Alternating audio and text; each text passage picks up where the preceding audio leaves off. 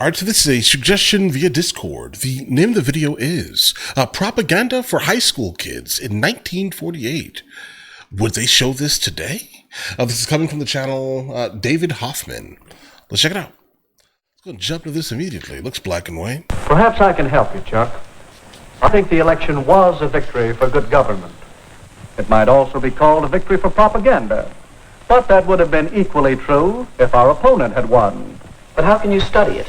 Well, you can begin by investigating the techniques of propaganda. Here, I've listed some of the main ones. Glittering generalities? Okay. What is a glittering generality? That headline you were quoting, a victory for good government. Good government is a phrase we use many times during the campaign. We said the mayor stood for good government and promised good government. But the other side is bad government. What's true? What does good government mean? Is the mayor's idea of good government the same as yours? I see. It's a glittering generality. One of the best. There's another. Yes. And real why do you suppose our American opponents chose that phrase? I guess because everybody likes a real American. Right. And they wanted to transfer that liking for a real American to Mr. Butler. A day or so after that poster came out, I said in one of my campaign speeches, our opponent advertises himself as a real American. I say he is unreal, unrealistic. He is a visionary, a theorist, a dreamer. He is so thirsty for public office that like a weary traveler in the desert, he sees a mirage, and he is trying to sell it to you as real. I'm not sure that's what that sign meant, though. But now, what would you call that? That's name-calling, visionary, theorist, dreamer. That's right. And those are very polite names. For my collection of propaganda materials, I've made a special record of part of one of Mr. Butler's radio speeches. Okay, let's hear it. Mayor Cooper asks that he be judged by his performance in office. Very well. Let's ask him who was mayor when the municipal waterworks fell into such a state of disrepair that the whole town was without water for 2 days. Let's ask him. But no, let's not. It might embarrass him. That's what we call card stacking. Right. Cooper was mayor when the pumping station broke down, but it was the men in office before him who allowed it to get into such a rundown condition. Yeah, bro, this would never be shown today at all. It wouldn't be.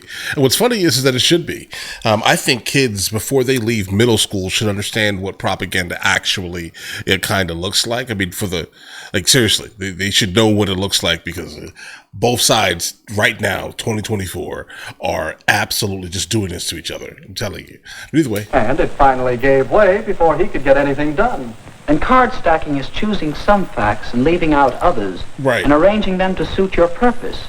Now, did you see our little campaign movie? Yes, a couple of times. Well, let's look at it again. Land sakes. A body hardly has time enough. The house to clean, the washing to do, and the men folks to feed. They like their chocolate cakes, too. But I do want to take time to tell you that I've known Dick Cooper ever since he was knee-high to a grasshopper. Okay. He comes of a good, respectable family, just as honest as the day is long. And he knows our town. He's one of us. That's why I'm going to vote for Mayor Cooper. And all my friends are going to vote for him, too. Recognize the technique? That must be what you call plain folks. That's right. You'll find many versions of the appeal based on the common man, the man on the street, log cabin to president. Now let's look at the rest of the movie. Yes, Mrs. Hamline is voting for Mayor Cooper. Her friends are voting for Mayor Cooper. But who is she? Your friends are voting for Mayor Cooper. The people know what they want, and what they want is Mayor Cooper. Don't you be left behind. Get on board the Victory Special. Vote for Mayor Cooper and ride with him to victory. Okay. That ending's easy to spot. It's the bandwagon. Yes, the propaganda we've been talking about is easy to detect. Right. But a great deal of propaganda is much more hidden, much harder to detect. That's what's bothering me. Even in a small local election, there's so much propaganda. Yeah, now imagine the size of a presidency, bro. That poster, a real American. He uses a transferred device. Does that mean it isn't true? Not necessarily. Evaluating propaganda isn't that simple. Recognizing the technique is one step. Another step is to know the purpose. What is the purpose here? That's easy. To get people to vote for Butler. Yes, to persuade people that Butler is the better man, to move them to vote for him. In short, to sell Mr. Butler to the voters. You'll find that the purpose of most propaganda is to persuade people to believe something, to do something, or to buy something. All right. But it still doesn't answer my question. No. Your next step, and it's a big one, is to get the facts. Well, is he a real American? Howard Butler was born in this country. He obeys its laws. He's a good citizen. Yes, he is a real American. The same can be said for Richard Cooper. Right. So ask yourself whether the facts support the purpose. Do they support the transfer of feeling from real American to Mr. Butler over Mr. Cooper? It does. No, I guess not. Well, that's your No. fourth step. Weigh the facts. Wait. No, I guess not. Well, that's your fourth step. Weigh the facts against the purpose. I'm sorry, bro. Like, if I was to see that, like, what it tells me is that they're saying that this person here is better. Why are they better? Because they're the real American. The other side of it is just a fake American. So why would you want the fake American when you can have the real American? That's how I see it. But, obviously, my opinion, obviously. But let's continue. And the technique. I think I understand. To You know see whether that being used a propaganda is lot. good or not, whether it's true or not, I should know the purpose, recognize the technique, get the facts, and judge the purpose and technique by the facts. But when you want the facts about live political battle, don't come to a campaign manager. I might do it at that. But I will also go and see your opposition. Well, that's all right. Whenever you're tracking down propaganda, get as many different points of view as you can. Do you know something? What? I think that it might be interesting That's to make important. a really serious study of propaganda. I find it interesting, and there's plenty to study. Here I have just a few of the many books on the subject. You can read them. You can keep your eyes and ears open for little bits of propaganda. Yeah, all of those books are probably banned right now. And, of course, you can study whole propaganda campaigns. Here are a few on which I've been gathering material. Hitler and Nazi Germany had a campaign of propaganda that ran over many years. Then there's a wealth of propaganda to study on the subject of Russia and communism. There's propaganda to study in our own American elections, national as well as local, and in many of the major issues on which elections often hinge. Well, if I don't learn about propaganda, Tariffs. it won't be because there's no way to study it. That's right, Chuck. Remember the techniques of propaganda and use the procedure we out is a powerful force. So powerful that your study of propaganda is important not only to you, but to me and to the world. I'm gonna be honest.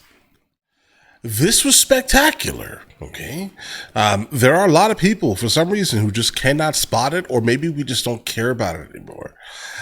But definitely, both parties in the United States of America utilize this daily, and not even. He's right. It's not even just politics. It's also in business. The reason why you buy things a lot of the times is because you saw a commercial, and within that commercial, it was just pure propaganda. That's it. The common man thing.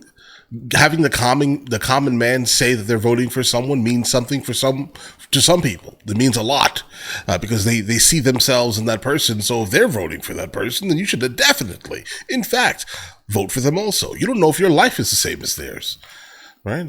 There are some people who just completely can see propaganda for what it is and just either ignore it or walk away from it. I think those people end up being independents mostly. Like, you can agree with whatever side you want to agree with. Absolutely. Do your thing, right? Vote for the things that actually affect your life seriously. But what I say often on the channel, I don't loan my vote out for no one. Right. So like these commercials specifically, when they say, oh, look at this person's voting for this person. So what do you have to do with me? I'm not giving you my vote for your cause. You can forget about that immediately. Forget about it. Right.